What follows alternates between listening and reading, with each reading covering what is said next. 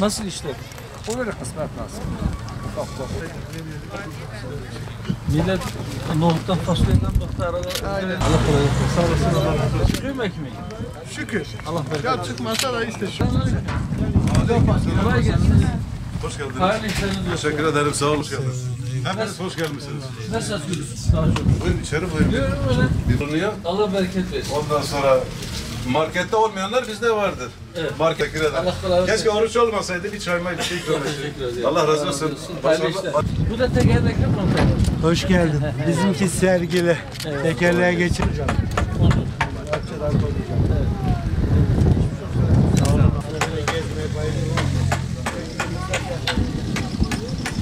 Allah razı olsun. Böyle ufak tefek yemişiz. İnşallah. Allah bereket versin. Merhaba, kolay gelsin. İyisiniz.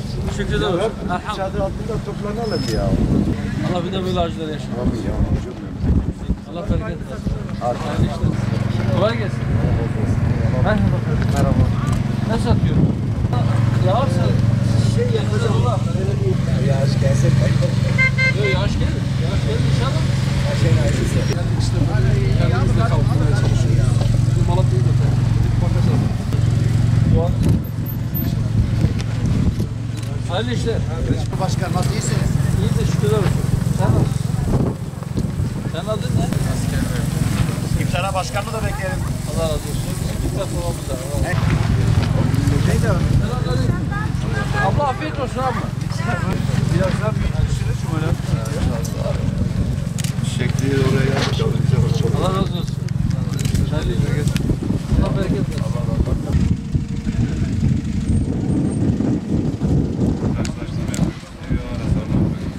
Onların kayıtları buradan yiyecektik. Onları da buradan temin edip konteynerine yerleştirdik. 4 gün önce bir Allah merhaba. Kolay gelsin. Yok bak ne başladınız? Allah kolaylık versin. Zamanla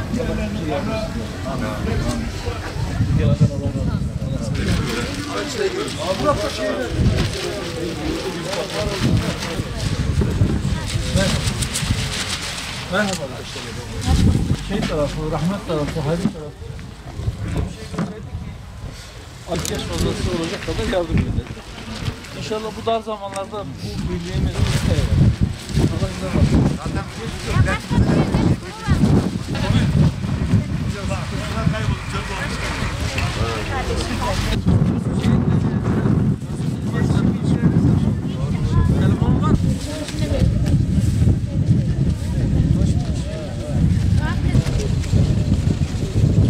Merhaba.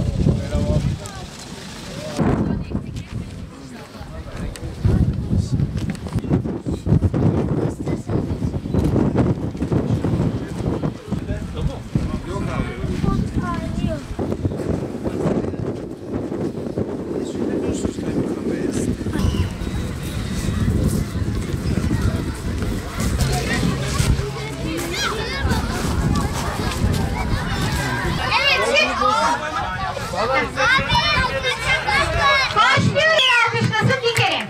Sesimi duyan iki defa. Sesimi duyan.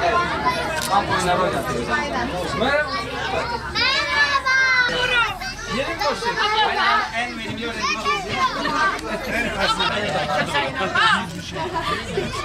Allah razı olsun. Allah razı olsun. İnşallah. Abdülhamid şekilde oynanıyor. Nasıl? Hayırlısı. Allah kolaylık versin. Teşekkür ederim. Kaç gündür böyle çamaşır getirebiliyorsun? Allah randevu alayım. Güzel bir hizmet. Allah sebep olandan razı olsun. Akşam iftarla birlikte çıkarken herkese bir kavurma paket. Var. Allah senden razı olsun. Var mı bir sıkıntı? Siz de depremzedesiniz. Siz daha önce depremzedeydiniz. Biz de kabul ediyoruz. Allah siz arasınız.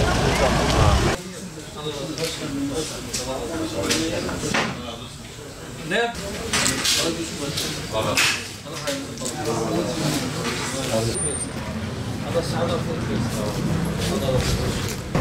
Evet, dün Adıyaman, bugün Malatya, inşallah yarın da Kahramanmaraş'a, sonraki günde Hatay'a ziyaretimiz olacak. Depremin üzerinden 2 aya yakın bir zaman geçti. Yaralar önemli oranda sarılmış durumda. Fakat tabii depremin çapı, büyüklüğü, etkilediği alan, oluşturduğu tahribat, meydana gelen yıkım, can kayıpları ve maddi hasarın büyüklüğü göz önüne alındığında bu yaraların öyle çok kısa bir sürede 2 ay gibi bir zaman içerisinde tamamıyla sarılamayacağını kabul etmek gerekir. Fakat şükür ki bu özellikle son 2 gün Adıyaman ve Malatya'da gördüğümüz manzara işlerin bir rutine bindiği ve inşallah vatandaşların kalıcı konutlara yerleşmesiyle de bu yaraların tamamen sarılacağı yönünde bir ümidimiz, bir beklentimiz var. Vatandaşların talepleri, ihtiyaçları önemli oranda karşılanıyor. Tek tük bazı belki artık daha detay sayılabilecek nitelikte talepler var. Özellikle dün Adıyaman'da liseye ve üniversite sınavlarına hazırlanan öğrenciler için kurulan çadırları, orada kurulan sistemi gördük. Gayet iyiydi, memnuniyet vericiydi. Öğrencilerle de konuştuk, onlar da memnun. Bugün de burada küçük ölçekli bir ilçe evadında yaklaşık 10.000 vatandaşımızın, 10.000 küsur vatandaşımızın barındığı konteyner kentimizi ziyaret ettik. Orada vatandaşlarla temasa bulunduk. Sosyal donatı alanlarını, mescidi, yemekhaneyi, iftar çadırlarını gördük. Elbette bunlar kalıcı konutların olduğu, vatandaşın normal hayatına döndüğü bir şeyle kıyas edilemez. Ama o depremin ilk günlerindeki manzarayla kıyas edildiğinde vatandaşı memnun gördük ve durum dediğim gibi biraz artık rutine binmiş durumda. İnşallah bir an önce kalıcı konutlar tamamlanır da vatandaş normale döner. Bazı esnaf ziyaretlerimiz oldu. Özellikle o konteyner kentin önünde barakalar ya da konteynerler içerisinde ya da seyyar bir şekilde arabaların içerisinde bir şeyler satmaya çalışan esnafımızı gördük. Elbette şu anda esnafın yapmış olduğu iş hacmi itibariyle henüz kat etmesi gereken çok mesafe var. Hem kamu hem de sivil toplumun yardımlarını sürdürmesi gerekir. Allah kimseyi yardıma muhtaç duruma düşürmesin ama birilerinin yardıma ihtiyacı olduğu zamanda da kimseyi yardımsız bırakmasın. Çok şükür milletçe hem sivil toplum kuruluşlarıyla, dernekler, vakıflar aracılığıyla hem de hayırsever vatandaşlarımızın gönderdiği yardımlar, kamunun, valiliklerin, kaymakamlıkların, AFAD'ın koordinasyonunda yine merkezi hükümetin göndermiş olduğu yardımlar, AFAD'ın ve Kızılay'ın yapmış olduğu yardımlarla vatandaşın ihtiyaçlarının önemli bir oranda karşılanmış olduğunu gördük.